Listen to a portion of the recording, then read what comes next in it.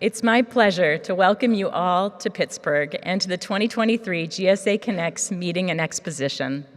GSA President Chuck Bailey is a structural geologist and chair of the geology department at William & Mary. In 1994, he earned his PhD at the Johns Hopkins University. During his 27 years at William & Mary, Chuck conducted geologic research across the Appalachians, the Basin and Range, and atop Utah's high plateaus. His international research includes sites in Belize, British Columbia, Norway, and ongoing work in Oman. Chuck has collaborated with more than 200 undergraduates on research projects and garnered a dozen USGS EdMap grants during his career. He teaches a wide range of classes in the geosciences and has run an array of field courses from Hawaii to Oman. In 1999, he received the GSA Biggs Award for Excellence in Geoscience Teaching. Chuck has convened both a GSA Penrose Conference as well as a Thompson Field Forum. He served on the GSA Council from 2015 to 2019. And in his spare time, Chuck enjoys canoeing on free-flowing waters and is an inveterate road cyclist. His latest venture is that of an apple farmer in the foothills of the Blue Ridge Mountains. We are pleased to welcome President of the Geological Society of America, Chuck Bailey.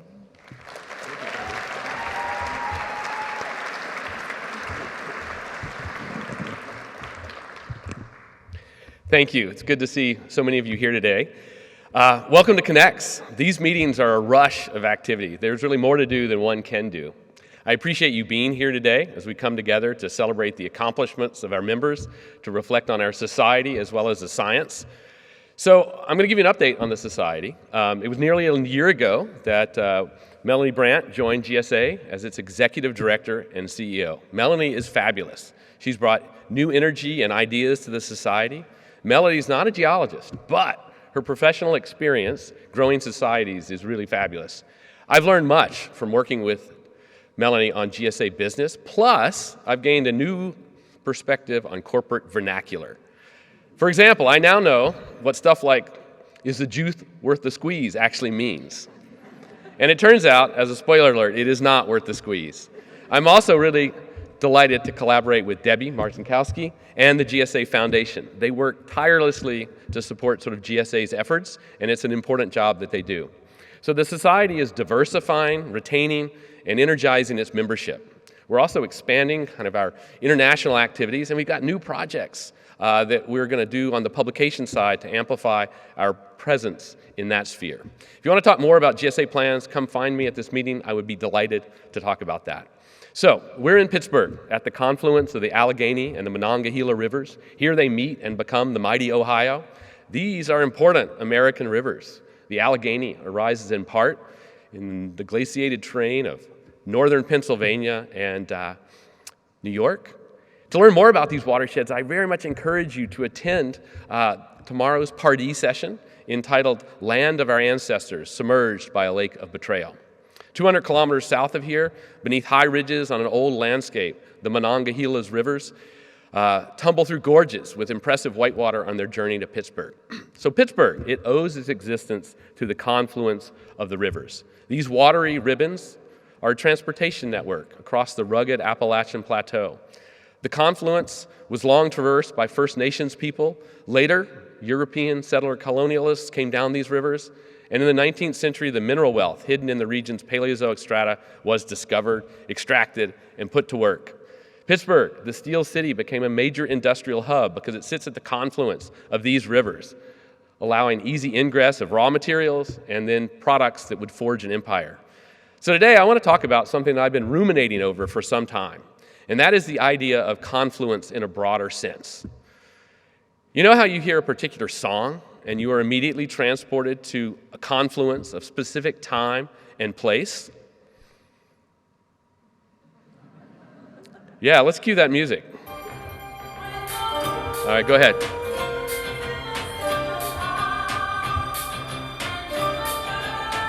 Yeah.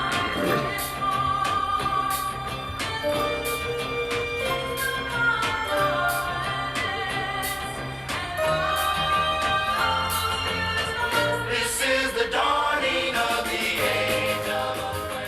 So that's the fifth dimension. And curiously enough, I first heard that song from a cassette tape while driving an old 4-speed manual Chevy pickup truck across the flanks of Utah's Aquarius Plateau. And every time I hear that song, it takes me back to that time and place. 1987, I was on a field course that roamed over the Colorado Plateau. It's a place where young geologists can go to actually see geology.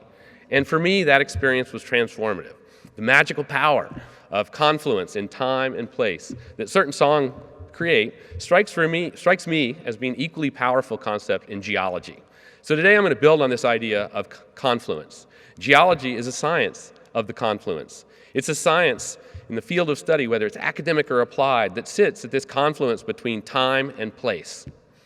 And in many ways, that makes the geosciences unique. For me, and I expect for a number of you in the audience, that mixture of time and place is what really attracted you to this science. The temporal nature of geology, with its focus on the past, but firmly rooted in the present with an eye towards the future, is compelling stuff. T.S. Eliot's opening lines from his poem, The Four Quartets, sum it up pretty well. Time past and time present are both perhaps present in time future, and time future contained in time past. Got all that? Deep time in 3 short lines. So what's going to follow is a narrative about my path to and career in geology. I hope these stories aren't boorish yarns from an aging scientist, but rather an arc that celebrates learning, excitement, and discovery. As a student, it was clear to me that there were discoveries to be made in the geosciences, and 3 decades later, I feel the same way. Discovery at this confluence of time and place, perhaps contextualized with a good story or two, is what makes our science engaging and relevant. So, during my first semester in college, pretty much as a lark, I took an introductory geology class. That class, taught by Heather McDonald, changed my life. It was early, like 8 o'clock early in the morning, but Heather was a gifted teacher who made geology cool enough for me to wake up every day. The course's lab component was traditional in an old school way, meaning there were piles of rocks and boxes and an array of topographic maps that we were tasked with analyzing and hopefully understanding. No doubt some of you experienced something similar. One particular lab activity involved the topographic map of the Mammoth Cave Quadrangle in Kentucky. And we were tasked with answering questions on a worksheet. The idea was to get us to recognize the karstic nature of the terrain with its caverns, sinkholes, and disappearing streams. In the northern reaches of that map, the Green River meanders across the terrain. Seeing this on the map, I can hear John Prine. I can hear John Prine singing about it in the song Paradise. And Daddy, won't you take me back to Muhlenberg County, down by the Green River where paradise lay? Well, I'm sorry, my son, but you're too late in asking. Mr. Peabody's coal train is hauled it away. So there it is again, that confluence. Not just the confluence of time and place in the geologic record or the time machine of hearing an old song, but the confluence of music and memory and storytelling and all the stuff that kind of connects me to geology and what is so exciting for me. So never underestimate the power of a musical interlude to move a lecture forward or perhaps reawaken a fading audience.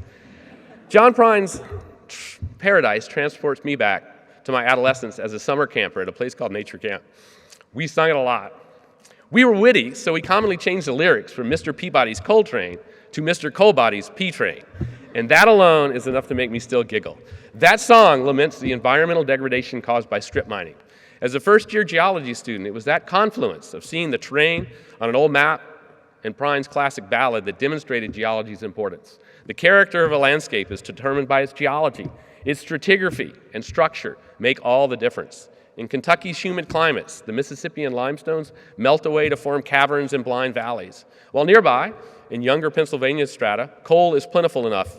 And here, as Prine notes, with the world's largest shovel, they tortured the timber and stripped off the land, all to reach that black pay dirt and stoke the fires of progress.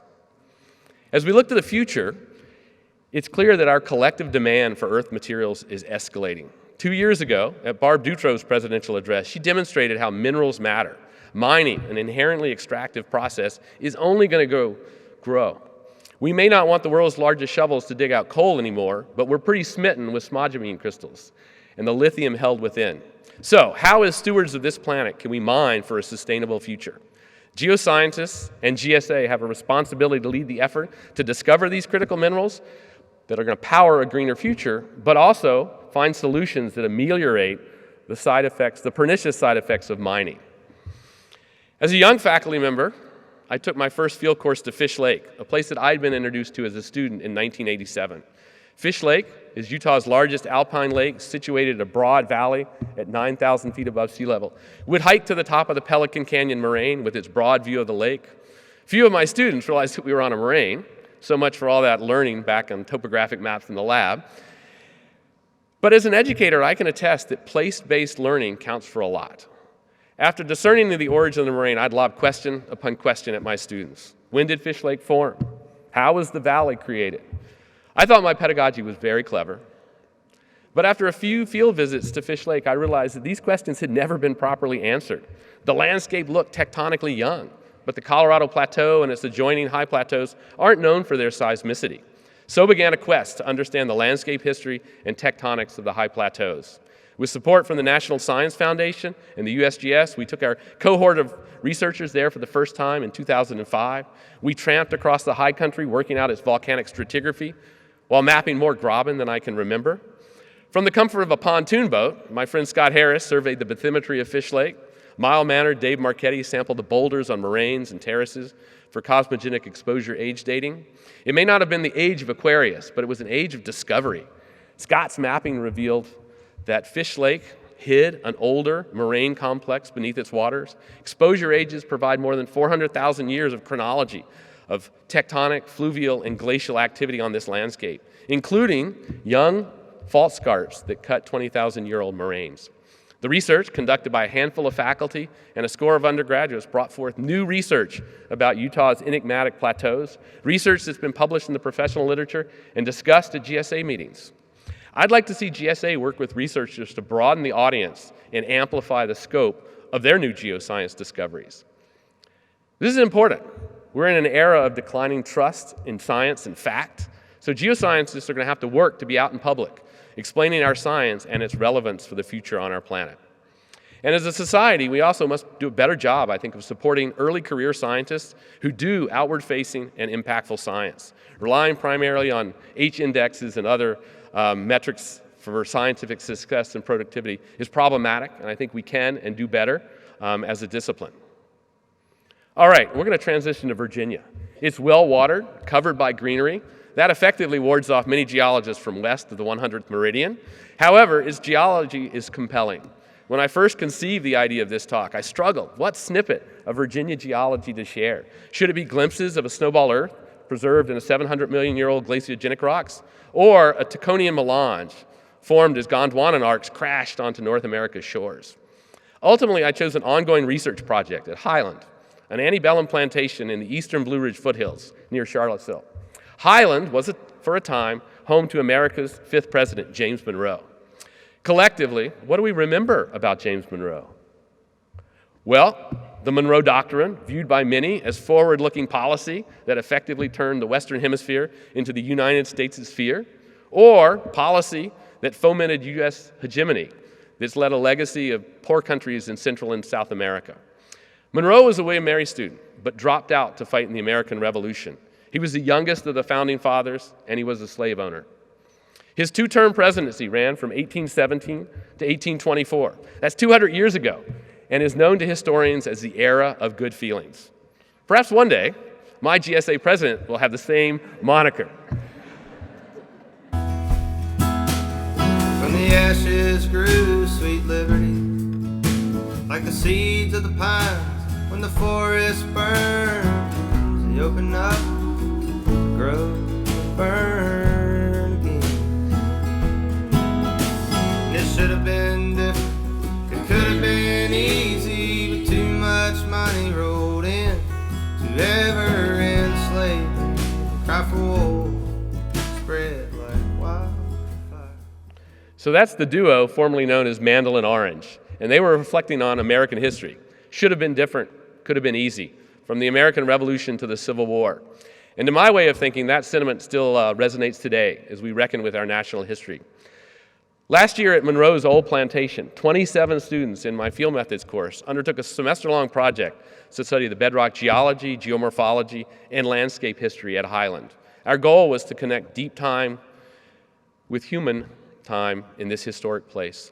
The geology at Highland falls short of spectacular. The property is underlain primarily by metabasalts of the Catoctin formations. But outcrops are few and far between, and the landscape is typically covered with a distinctive reddish soil. However, these ultisols are flush with base cations, yielding highly fertile silty loams. It's no accident that 3 American presidents had large plantations sited on the Catoctin Formation, rather than soils developed in the ubiquitous phyllites and schists of the Piedmont.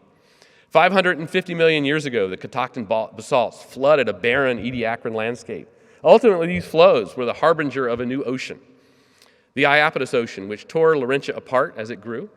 In central Virginia, the pillow lavas and breccias at the top of the Catoctin Formation are the critical evidence that tells us of the Iapetus's watery advance. Yet it's not all greenstone at Highland. Interlayered within the metabasalts are sheets of Arcosic sandstone and siltstone. These fluvial deposits derive from the erosion of older granitic rocks to the west. The stratigraphy here hints at the dynamic interplay between rifting and sedimentation and volcanism. So it turns out that Highland is a different kind of historical destination. In contrast to Washington's Mount Vernon or Jefferson's Monticello, there is no big house of the great man to be seen or toured. For years, there was controversy about the lack of a big house at Highland. Monroe sold the property in 1825, and a later owner constructed a still-standing Victorian farmhouse. To the casual visitor, Highland seems a confusing mishmash of multi-era architecture. But in 2016, archaeologist Sarah Bon Harper and her team discovered the foundations of Monroe's original house, built in 1799. The foundation of that structure endures a foot or two below the surface, more or less in the front yard of that Victorian-era farmhouse. We now know that fire destroyed the original home, and what remains of Monroe's house is primarily its stone foundation, and much of that foundation is meta-arkose, locally derived. The arkose tendency to form rectangular blocks bound by joints and veins makes it well suited for foundation stone. And hidden in a grove of red cedars, just a few hundred meters from the old foundation, William Mary students discovered the remnants of the quarry cut into a jointed but massive meta-arkose. Petrographic analysis from samples from the foundation and the quarry are identical. We're pretty stoked. We've located the site of the foundation stone. So again, there's joy in discovery, and in this case, we're connecting deep time to the early days of the American Republic.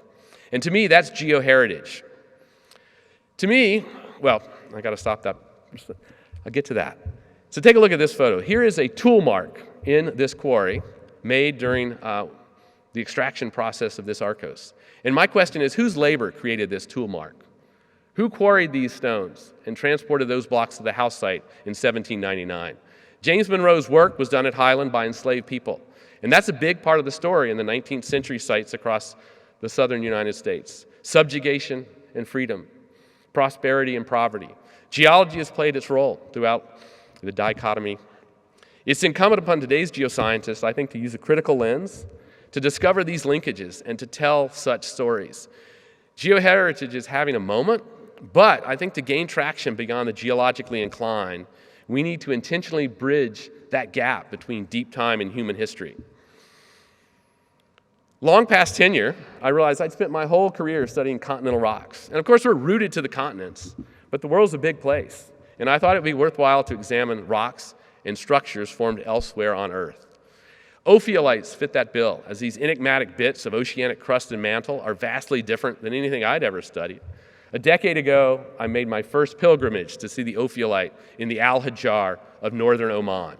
Here, the world's largest and best preserved ophiolite is well exposed.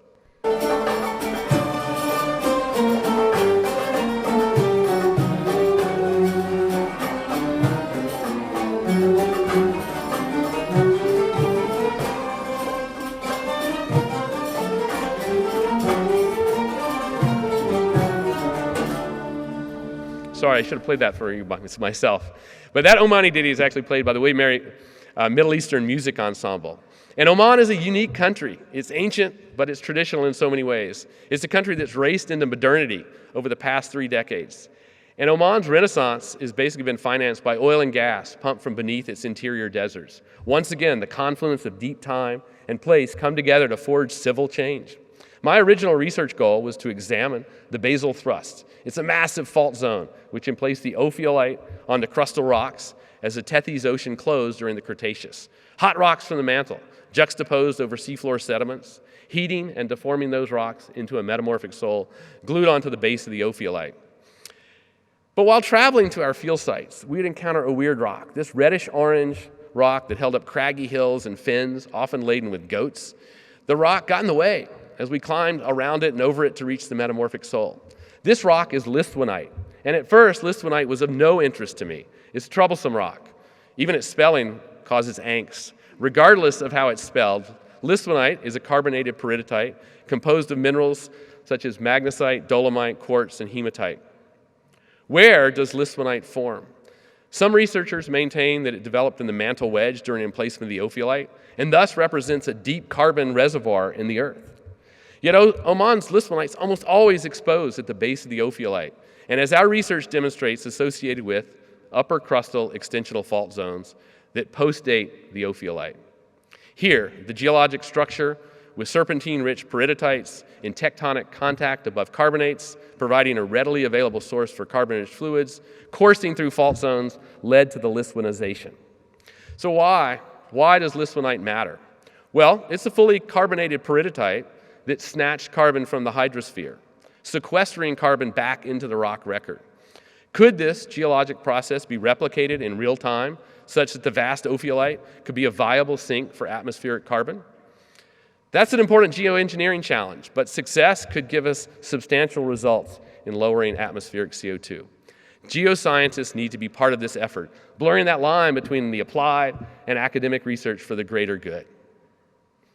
Thanks for staying with me during this free-ranging talk, and I appreciate your forbearance with my anecdotes. My take-home message is this: geoscience is situated at a confluence of time and place, and it's the science that deciphers the past, understands the modern processes that shape our planet, and brings perspective to a rapidly changing world. Let's take joy and celebrate our collective geoscience discoveries, but let's also lean in and lift up to amplify our voices, to broaden our reach and our relevance. And I believe that's imperative for the future sustainability of our planet. Best wishes, enjoy your time here in Pittsburgh, and savor being at the confluence. Thanks.